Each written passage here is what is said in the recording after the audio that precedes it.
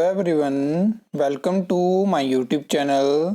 इस वीडियो में हम हिमाचल प्रदेश में सबसे पहले तो हम राज्य चयन आयोग के बारे में बात करेंगे। उसके अलावा हम क्लास 3 की भर्तियों के बारे में बात करेंगे। तो जैसा कि आपको पता है कि जब हिमाचल प्रदेश में विधानसभा का सत्र होने वाला था तो उससे पहले खबर आती है कि 20 मार्च तक हिमाचल प्रदेश में जो राज्य चयन आयोग है उसका जो सिंगल विंडो सिस्टम है वो रेडी हो जाएगा। मैंने आपको लगातार बताया कि वो जानबूझ के इस तरह की खबर चलाई गई ताकि क्या होगा कि जो हिमाचल प्रदेश का बेरोजगार युवा है वो शिमला ना पहुंचे। उसी तरह मार्च निकाला गया। अब आपको पता है कि अप्रैल शुरू हो चुका है। यहाँ पे जो स्टूडेंट हैं काफ़ी ज़्यादा फ्रस्ट्रेटेड हो चुके हैं और वो लगातार राज्य चयन आयोग हमीरपुर भी कॉल करते हैं, क्योंकि जब आपको बताया जाता है कि कल आपको सिंगल विंडो सिस्टम देखने को मिल जाएगा तब आप ज़्यादा फ्रस्ट्रेटेड होते हो कि कल कल करते हुए लगभग 4 महीने हो चुके हैं और एक ऐसा सिस्टम जो 4 महीनों में तैयार नहीं हो पा रहा है, वो भी क्या सिंगल विंडो सिस्टम जिसमें कि आपको वन टाइम रजिस्ट्रेशन देखने को मिलेगी। तो हिमाचल प्रदेश में किस तरह से ऑनलाइन एग्ज़ाम कंडक्ट होंगे उसके बारे में भी हम बात करते हैं।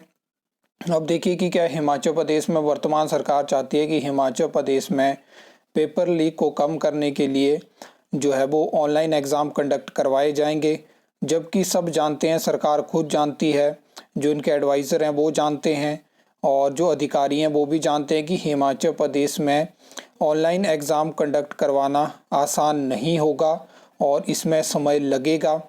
लेकिन सरकार नहीं चाहती है कि OMR शीट पे कुछ एग्ज़ाम तब तक कंडक्ट करवाए जाएं जब तक हिमाचल प्रदेश में ऑनलाइन एग्ज़ाम के लिए इंफ्रास्ट्रक्चर नहीं होता है। और सबसे पहले तो ये सिंगल विंडो सिस्टम ही रेडी नहीं हो पा रहा है। अब बताया जा रहा है, ये खबर आप आज की देख सकते हो कि 15 अप्रैल के बाद लॉन्च होगा सिंगल विंडो सिस्टम, जबकि खबर थी कि पिछले कल जो कैबिनेट मीटिंग हुई इसके बाद कल मंडे को शायद पहले खबर थी कि सिंगल विंडो सिस्टम शुरू हो सकता है, लेकिन उससे एक दिन पहले ये खबर लग जाती है कि 15 अप्रैल के बाद लॉन्च होगा सिंगल विंडो सिस्टम। और इसमें बताया गया कि अभी ये ट्रायल बेसिस पे है और इसके बाद 15 अप्रैल के बाद जो है वो शुरू हो जाएगा। पिछले महीने भी कुछ इस तरह की खबरें लगी, अप्रैल में भी कुछ इस तरह की खबरें लग रही हैं। और जो भर्तियां हैं, जो पेंडिंग भर्तियां हैं 2022 की, उनकी रिक्वेजिशन राज्य चयन आयोग हमीरपुर काफ़ी टाइम से पहुंच चुकी है, जिसमें कुछ किया जो RTI रिप्लाई हैं वो भी मैंने आपके साथ शेयर करे हैं, फिर चाहे वो TGT की हो, JBT की हो, JEE इलेक्ट्रिकल की हो। और उसमें अधिकतर मैंने आपको बताया कि जो वैकेंसी डिपार्टमेंट, बोर्ड, कॉरपोरेशन और सरकार चाहते हैं कि भरी जाएं, उनकी रिक्वेजिशन जो है वो राज्य चयन आयोग हमीरपुर पहुँच चुकी है। बाकी जो उनको विड्रॉन करवाने थे वो वैकेंसी विड्रॉन करवा चुके हैं। इसमें एक चीज़ है कि क्या होता है कि हिमाचल प्रदेश में जब पेपर लीक का मैटर होता है और वर्तमान कांग्रेस सरकार HPSSC हमीरपुर को सबसे पहले तो सस्पेंड किया जाता है और उसके बीच में 1-2 महीने का गैप रहता है जब HPSSC हमीरपुर को भंग करते हैं और सबसे पहले HPSSC हमीरपुर को सस्पेंड करते हैं। उस दौरान जब हिमाचल प्रदेश में जो है वो HPSSC हमीरपुर को जो है वो भंग करने का फैसला लिया गया था। आप मेरी उस टाइम की वीडियो उठा के देख लेना, मैं आज की बात नहीं कर रहा हूँ, उस टाइम की भी आप वीडियो देख लेना।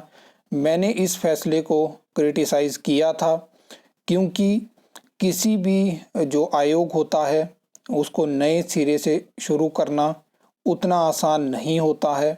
और मैंने उस टाइम भी कहा था कि जो सरकार ने फैसला लिया इसका इम्पैक्ट आपको आने वाले 1-2 सालों में देखने को मिलेगा, जो कि आज हमें देखने को मिला। लेकिन ऐसा नहीं है कि क्या कभी मतलब जो नया आयोग है वो गठित नहीं हो सकता है। आप देखो कि HPSSC हमीरपुर को भंग करने के बाद हिमाचल प्रदेश में ऐसा क्या हमें आगे देखने को मिला जहाँ पे आपने एफर्ट्स आपको देखने को मिले, जहाँ पे आपको लगा हो कि नई सरकार ने एम्प्लॉयमेंट देने की कोशिश करी। पहले क्या हुआ कि जब HPSSC हमीरपुर भंग हुआ तो क्लास 3 का जो मैंडेट होता है वो जो था वो HPPSC शिमला को दिया गया। उस दौरान कुछ रिज़ल्ट हमें देखने को मिले, उन रिज़ल्ट में ना हमें वेटिंग पैनल देखने को मिले, ना कट ऑफ का आता पता था। उसके बाद मैंडेट दोबारा राज्य चयन आयोग के पास गया, वहाँ से कुछ रिज़ल्ट हमें देखने को मिले। 18 महीने से ज़्यादा का समय राज्य चयन आयोग हमीरपुर के गठन को हो चुका है। अब मुझे बताइए कि वहाँ पे जो एम्प्लॉयज़ हैं, जो अधिकारी हैं, मतलब वो क्या वहाँ पे क्या सिर्फ रिजल्ट बनाने के लिए एक आयोग को बनाया जाता है? क्या चीज़ें वहाँ पे हुई हैं? अब उनसे आप कांटेक्ट करने की कोशिश करोगे तो क्या आपको पता है कि ये जो राज्य चयन आयोग है या इससे पहले एचपीएसएससी है, ये मतलब सरकार ने जो है वो एक ड्रिवन बॉडी है जो कि हिमाचल प्रदेश के अलग अलग डिपार्टमेंट, बोर्ड, कॉरपोरेशन में क्लास 3 और क्लास 4 की रिक्रूटमेंट के लिए बनाया गया था। पहले भी एचपीएसएससी हमीरपुर की हम बात करें तो अब यहाँ पे क्या है कि बताया जा रहा है कि सबसे पहले उसमें हम बात कर लेते हैं कि हिमाचल प्रदेश में ऑनलाइन एग्ज़ाम कंडक्ट होते हुए आपको दिखेंगे। अब यहाँ पे एक तो ये सिंगल विंडो सिस्टम रेडी नहीं है, साथ में क्या होगा कि जो सीडेक है उसके साथ एमओयू साइन होगा। अब आपको पता है जैसे कोई एमओयू साइन होता है एक तरह का एग्रीमेंट, तो उसमें कुछ कंडीशंस होती हैं दोनों पार्टीज़ की। अब यहाँ पे जो हिमाचल सरकार और राज्य चयन आयोग हैं वो चाहते हैं कि जो सीडेक है वो जो एग्ज़ाम कंडक्ट करवाएगी वो गवर्नमेंट स्कूल में होने चाहिए, गवर्नमेंट कॉलेज में होने चाहिए, गवर्नमेंट आईटीआई है, कोई बीएड कॉलेज है, जहाँ पे कंप्यूटर अवेलेबल हो, सिस्टम अवेलेबल हो। अब आपको पता है कि जेओआईटी जैसे एग्ज़ाम होंगे आने वाले टाइम में, अगर सेक्रेटरी का एग्ज़ाम भी ऑनलाइन कंडक्ट होता है, 1 लाख से ज़्यादा लोग अप्लाई करेंगे।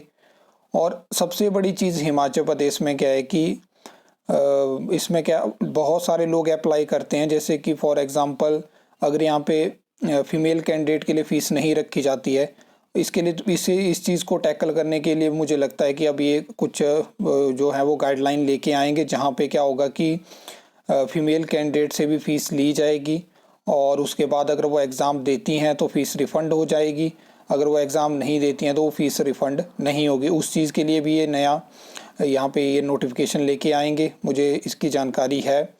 और क्योंकि क्या होता है कि जब ऑनलाइन एग्ज़ाम कंडक्ट होंगे, पहले तो चलिए कि HPSSC Hamirpur offline exam conduct करवाता था, तब ऐसा होता था कि 1 लाख लोग किसी पोस्ट कोड में 1 लाख लोग अप्लाई करते थे, 50,000 के आसपास एग्ज़ाम देते थे।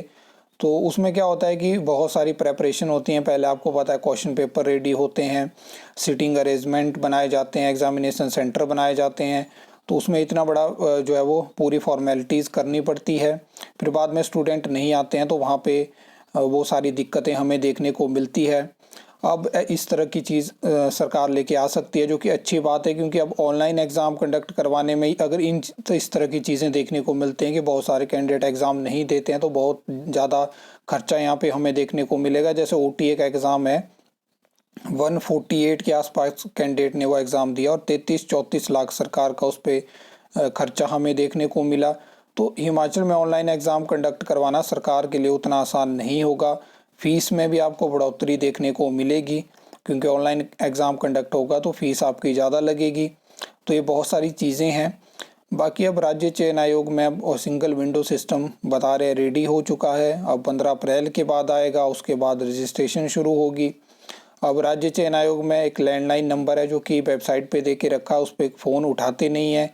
और उसके बाद अगर इनसे कुछ चीज़ कन्फर्म करनी हो तो फिर कैसे कन्फर्म करी जाए, आरटीए में जो रिप्लाई मिलते हैं उसमें बताते हैं कि सरकार हमें कोई डायरेक्शन देगी तो हम आगे प्रोसेस शुरू करेंगे। तो एट द एंड में अलग अलग चीज़ों में आपको बताता रहता हूँ, चाहे वो आउटसोर्स भर्ती हो, चाहे वो रेगुलर भर्ती हो, चाहे वो राज्य चयन आयोग से जुड़ी भर्ती हो, चाहे वो कॉन्ट्रैक्ट एम्प्लॉयज़ को लेट रेगुलर करना हो, मैं बताता हूँ कि एट द एंड सरकार ही फैसला लेती है। तो यहाँ पे ये सब चीज़ें हैं। बाकी आपको क्या लगता है? वैसे मुझे पता ही है कि आपकी उम्मीद सरकार से ख़त्म हो चुकी है, और आप क्या सोचते हैं कमेंट सेक्शन में ज़रूर बताना। आई होप आपको ये वीडियो अच्छी लगी होगी, इन्फॉर्मेटिव लगी होगी। तो वीडियो को लाइक, कमेंट, शेयर कर सकते हो, चैनल को सब्सक्राइब कर सकते हो फर्दर न्यू अपडेट्स के लिए।